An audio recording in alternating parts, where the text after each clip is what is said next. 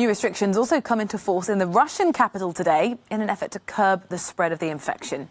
Trying to avoid a full lockdown, the mayor of Moscow has imposed measures on the hospitality and leisure industries for the next 2 months and switched students at universities and colleges to remote learning instead. Well, our correspondent Galina Polanskaya in Moscow says the new restrictions haven't been welcomed by the residents.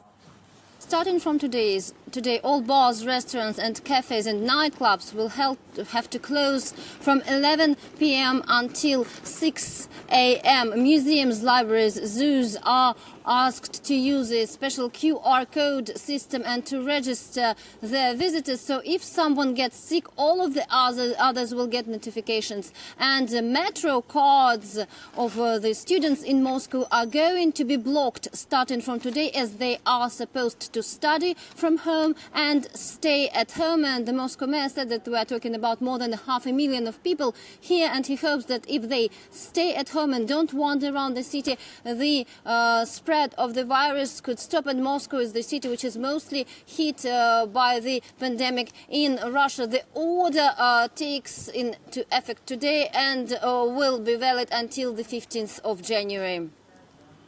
Just tell us, Galina, what's the sort of public reaction to the rules? Are people complying with them up until this point, and are they supportive of the new measures in place? Well, actually, there was this feeling that people were not really happy with new restrictions, and especially the fact that they will not be able to celebrate the new year in a cafe or bar. But the Moscow mayor explained that actually even right now, though there are some places in Moscow hospitals, the number of those who enter exceeds the number of those who are discharged.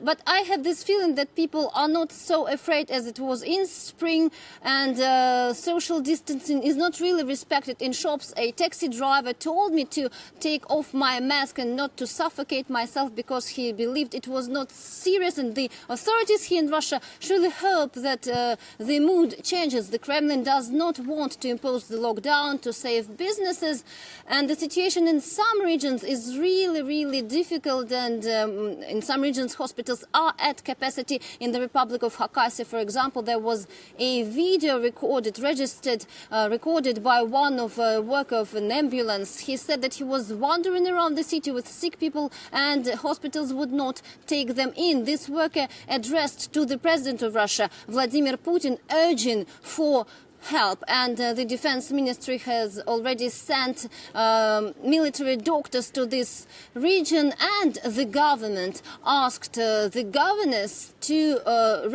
reserve more COVID beds by this coming Monday.